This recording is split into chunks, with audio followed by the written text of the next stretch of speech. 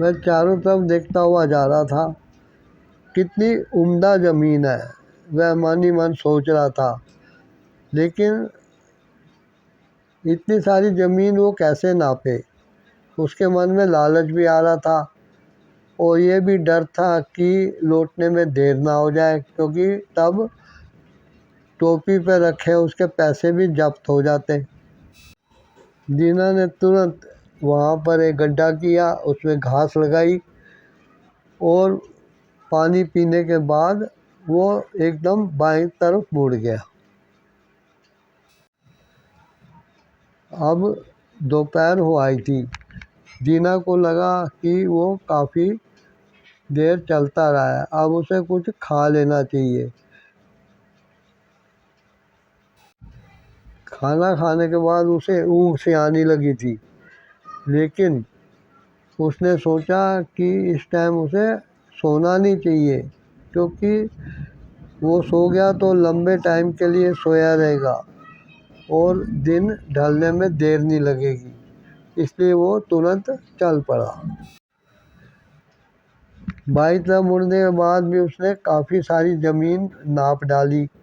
पैदल चलता रहा, लेकिन उसने सोचा कि थोड़ी देर ना सो के यदि मेहनत करूँगा तो फिर ज़िंदगी भर आराम से बीतेगी। वह वहाँ पे गड्ढे का निशान बना के लौटना ही चाहता था कि तभी उसे आगे की तरफ बहुत उम्दा ज़मीन दिखाई दी। लेकिन उसके मन में लालच आ गया कि इस ज़मीन को छोड़ना बहुत बेवकूफ़ी भरा काम होगा। इसलिए उसने तुरंत वो ज़मीन भी नाप डाली। उसने देखा कि सूरज अब अस्त होने की तरफ बढ़ रहा था। वो सोचने लगा कि उसने काफ़ी सारी ज़मीन नाप डाली है, लेकिन अगर अब उतनी ही ज़मीन नापने के लिए आगे बढ़ेगा तो वो देर हो जाएगी। उसने सोचा कि चलो ज़मीन का टुकड़ा इस तरफ से कुछ कम नपाई में आएगा तो कोई बात नहीं है, कम से कम वो टाइम पे पहुंच जाएगा। उसने देखा कि उसे टेकरी का कहीं आभास नहीं हो रहा था। वह तुरंत उसी तरफ बढ़ने लगा। उसने सोचा कि चलो यहाँ एक गड्ढा करके निशानी लगा दूँ और फिर वापस लौटता हूँ, नहीं तो देर हो जाएगी और घाटा होगा। लेकिन अब उससे थकावट के कारण चला नहीं जा रहा था। फिर भी वो चलता रहा। उसके नंगे पैर में कांटे और पत्थर चुभ रहे थे, पैर घायल हो गए थे, फिर भी वो चलता रहा। तभी उसे लगा कि थोड़ी देर सुस्ताए बिना वो अब आगे नहीं बढ़ पाएगा। दीना ने टेकरी की तरफ अंदाज़ा लगाया कि कितनी दूरी बाकी है और फिर सूरज की तरफ देखा। सूरज अब नीचे झुकता हुआ लग रहा था कि वो अस्त होने वाला है।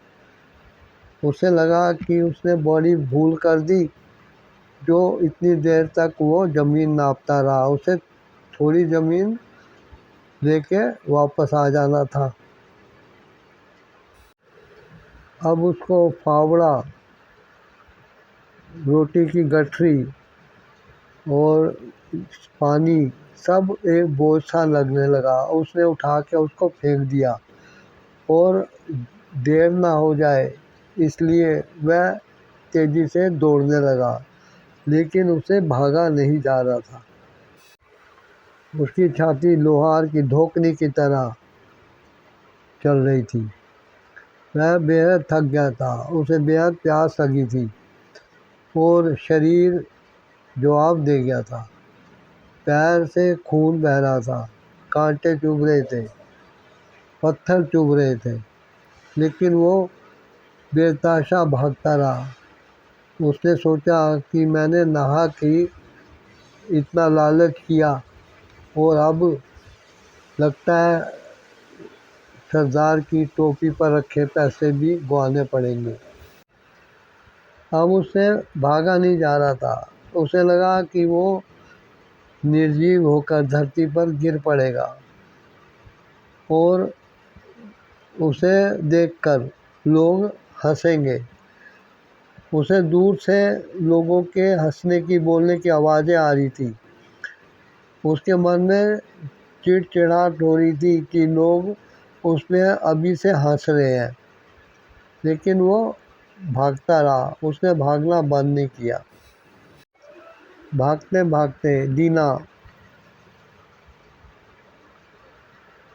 देखता है कि उसे टोपी पे रखे उसके पैसे भी दिखाई दे रहे हैं, और सामने खड़े लोग उसको हाथ हिला हिला के आवाज़ें दे रहे हैं। उसने देखा लोग उसका हौसला बढ़ा रहे थे, हाथ हिला रहे थे, और साथ ही सामने सरदार बैठा था जो कि अपना पेट पकड़कर धरती पे लोट-पोट होते हुए खूब हँस रहा था। उसकी हँसी की आवाज़ सुनाई दे रही थी। दीना ने सोचा कि हाय, मैं अब उनके पास कब पहुंचूंगा, कहीं ये ना हो कि जान ही निकल जाए और मैं यहीं पे ढेर हो जाऊं। सरदार को हंसते देखकर उसे रात का उस सपने की याद आ गई जिसमें उसने देखा था कि शैतान खूब हंस रहा था, जिसके लंबे लंबे सींग थे, हाथ पैरों की जगह खुर थे। जैसे ही वो टेकरी के पास पहुंचा, अंधेरा छाने लगा था, लेकिन तभी उसने सूरज की तरफ मुड़ के देखा। सूरज डूब चुका था। उसके मन से एक चीख निकल गई। उसके मन ने हार मान ली, लेकिन तभी उसने सोचा कि मैं भाग रहा हूँ, थक गया हूँ, प्यासा हूँ, खूनों खून पैर हो गए हैं। हो सकता है मुझे सूरज ना दिखाई दे रहा हो, अंधेरा दिख रहा हो, लेकिन वो लोग जो हाथ हिला रहे हैं और टेकरी पे खड़े हैं, उनको तो सूरज दिख रहा होगा, तभी वो मेरे को अभी भी आवाज़ें दे दे के बुला रहे हैं।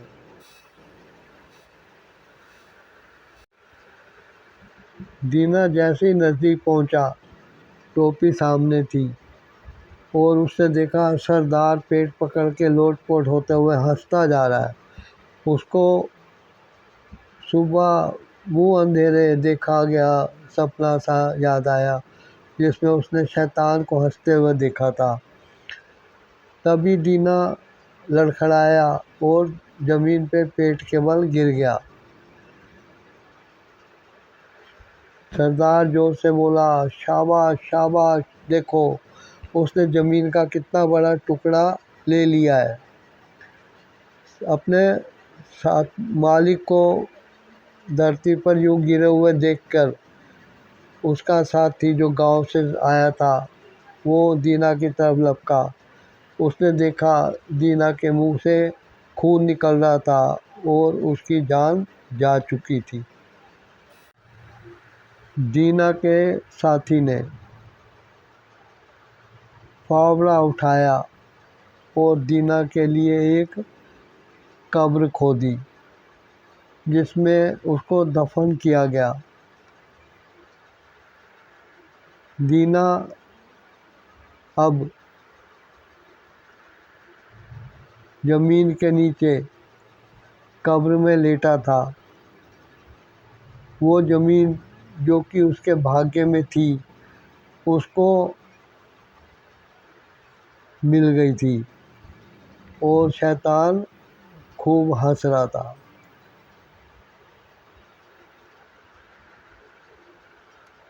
तो आप सुन रहे थे मेरे ज़ुबानी, मेरी भाषा में मैं नरेट कर रहा था प्रेमचंद जी की कहानी कितनी ज़मीन।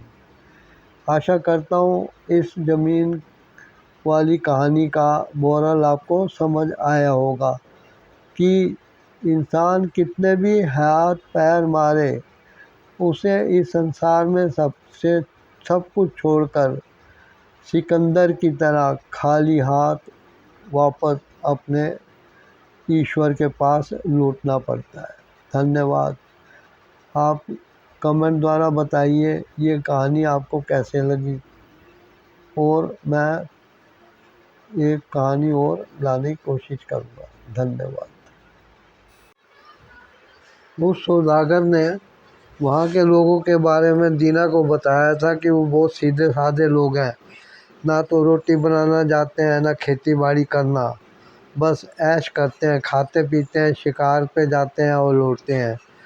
और उनकी घरवालियाँ घर के काम काज संभालती हैं और दूध से मक्खन, मलाई, दही, घी और ना जाने क्या क्या बनाती हैं।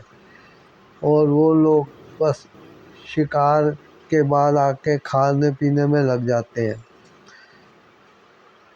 दीना जब वहाँ पहुँचा तो दुभाषिया उसके पास आ गया। उसने देखा वो थोड़ी बहुत हिंदी जानता था।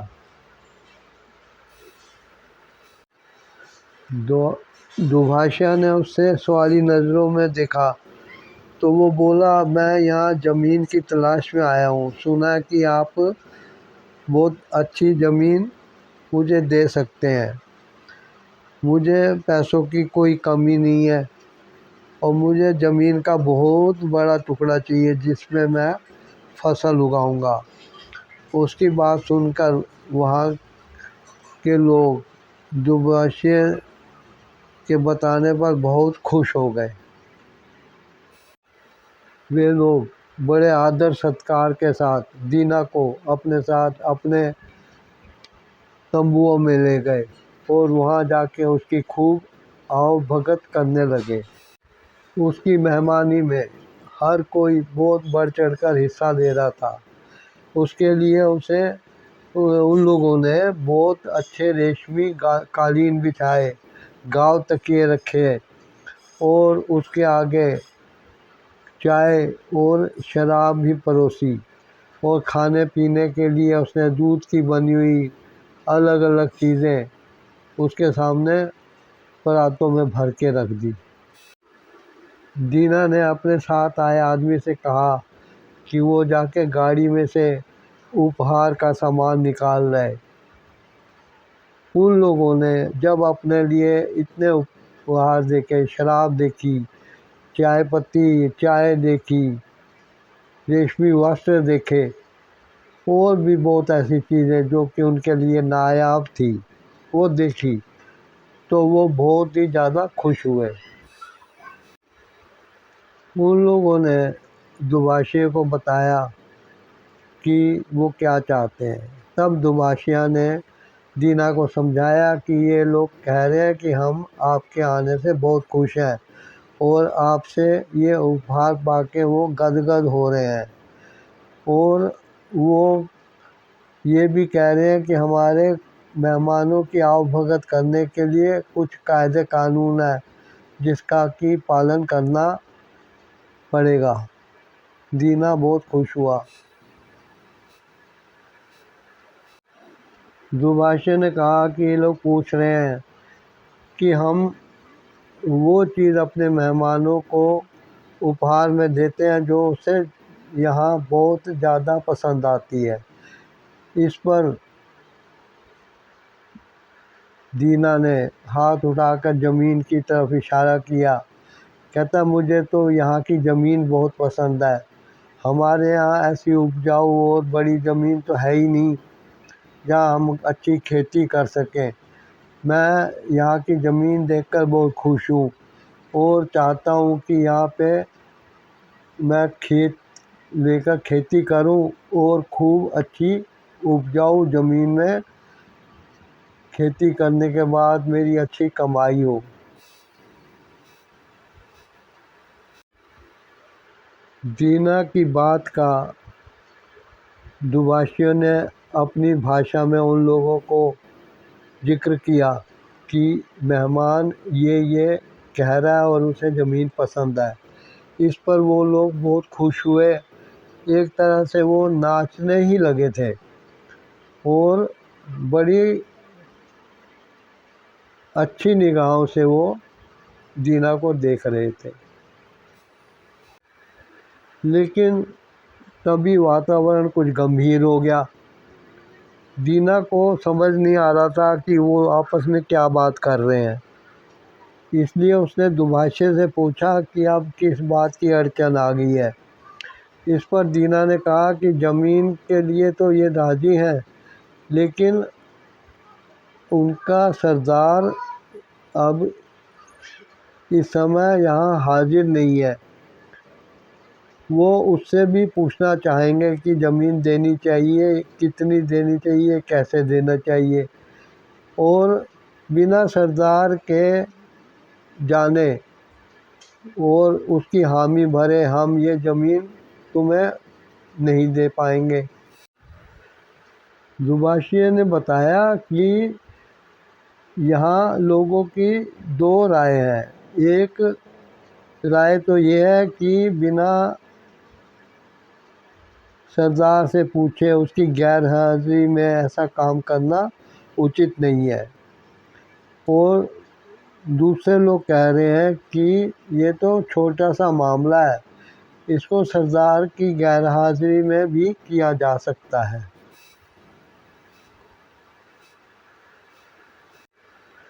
यह बातें हो ही रही थी कि तभी एक आदमी बहुत बड़ी गोल सी टोपी डाले हुए वहाँ आ गया। उसे देखते ही लोग चुप हो गए और एकदम खड़े होकर उसे अभिवादन करने लगे। दुभाषी ने चुपके से दीना से कहा कि यही हमारा सरदार है। दीना ने जैसे ही ये सुना, उसने लाए गए उपहारों में से एक रेशमी लबादा और चाय का एक डिब्बा उठाया और उस की तरफ बढ़ा।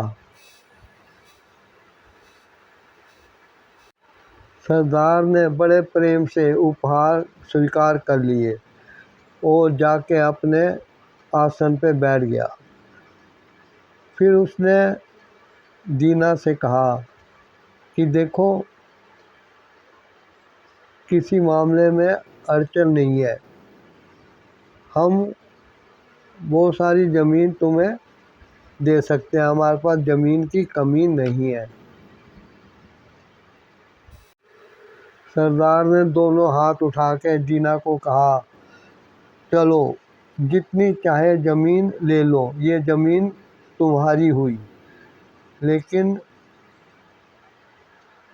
दीना, जो कि शहर से आया था और उसके रिश्तेदार भी शहर में रहते थे, थोड़ी बहुत कानूनी जानकारी उसे भी थी। उसने सोचा बिना किसी दस्तावेज के, बिना किसी लिखा पढ़ी के वो ये खेत कैसे स्वीकार कर सकता है, खरीद सकता है, क्योंकि जैसे ये मुँह ज़बानी ज़मीन उसे दे रहे हैं, वैसे ही मुँह ज़बानी उससे ज़मीन वापस भी छीन सकते हैं। दीना ने कहा कि मैं तो इस पूरी धरती में से एक भूमि का छोटा सा भाग ही अपने लिए मांगता हूँ, लेकिन ये मेरा हो गया, इसकी क्या गारंटी है? मैं कैसे समझूं कि ये मेरा हो गया? इसके लिए ज़मीन को नाम तोल करके देखना चाहिए और कुछ लिखा पढ़ी भी हो जानी चाहिए। दीना ने कहा कि आपके बच्चे बड़े होकर ये ज़मीन में से छीन भी सकते हैं, और मुझे दिखाने के लिए कोई दस्तावेज भी तो चाहिए कि मैं सिद्ध कर सकूं कि ये ज़मीन मेरी है और मैंने इसके लिए आपको पैसे दिए थे। इस पर उस जमींदार सरदार ने कहा, तुम्हारी बात बिल्कुल ठीक है, ऐसे ही होगा। तब दीना ने कहा कि देखो, आप बुरा मत मानिएगा, आप बहुत भले लोग हैं, आप मुझे इतनी अच्छी ज़मीन दे रहे हैं, लेकिन मैंने सुना है कि पहले एक सौदागर भी आया था और उसने आपसे ज़मीन ली थी, उसके बदले में दस्तावेज बने थे। सरदार ने कहा, हाँ, उसकी तरह तुम्हें भी दस्तावेज बनवा के दिए जाएंगे। पास ही के कस्बे में एक मुंशी हैं जिनके यहाँ लिखा पढ़ी का काम हो जाएगा और रजिस्ट्री तुम्हारे नाम से हो जाएगी। दीना ने कहा कि मुझे ये भी बताइए कि किस भाव से मुझे ये ज़मीन दी जाएगी। सरदार ने कहा कीमत तो एक ही है, एक दिन के 1000 रुपये। सरदार की बात सुन के दीना चौंक गया। कहता है क्या मतलब, एक दिन का क्या हिसाब? कहता है एक दिन के हिसाब से कीमत, एक दिन का 1000। इसका क्या मतलब है, कितनी ज़मीन तुम मुझे दे रहे हो? उसने कहा देखो हमारा हिसाब साफ है, एक दिन के तुम्हें 1000 रुपये देने पड़ेंगे, लेकिन इतना हो सकता है कि तुम एक दिन पैदल चल के जितनी ज़मीन नाप लोगे वो सब तुम्हारी हो जाएगी और बदले में तुम 1000 रुपये दिन के हिसाब से हमें दोगे। अब दीना को तो शैतान अपने लपेटे में ले रहा था। इतना समझ होने के बाद भी वो फिर सरदार से पूछ बैठा, एक दिन में मैं जितना चलूँ पूरी मेरी हो जाएगी अगर मैंने पूरी ज़मीन नाप ली? कहता है देखो शर्त ये है कि तुम यहाँ से ज़मीन पे पैदल चलना शुरू करोगे, लेकिन शाम होते होते तुम्हें लौट के यहीं तक आना है। जहाँ से तुम लौटोगे वहाँ तक की ज़मीन तुम्हारी हो जाएगी। दीना ने कहा मैं कैसे समझूंगा कि मैं कहाँ से आया था, किस दिशा से आया था? सरदार बोला ले इसमें क्या मुश्किल बात है, हम सब भी तुम्हारे साथ चलेंगे।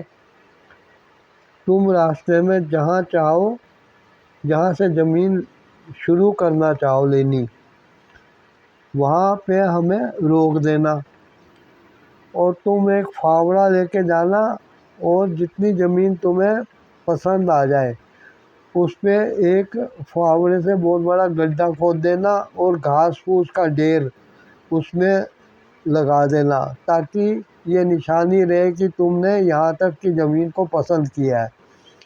उसके बाद हम हल लेकर उस जगह को नाप लेंगे कितनी कितनी ज़मीन हुई।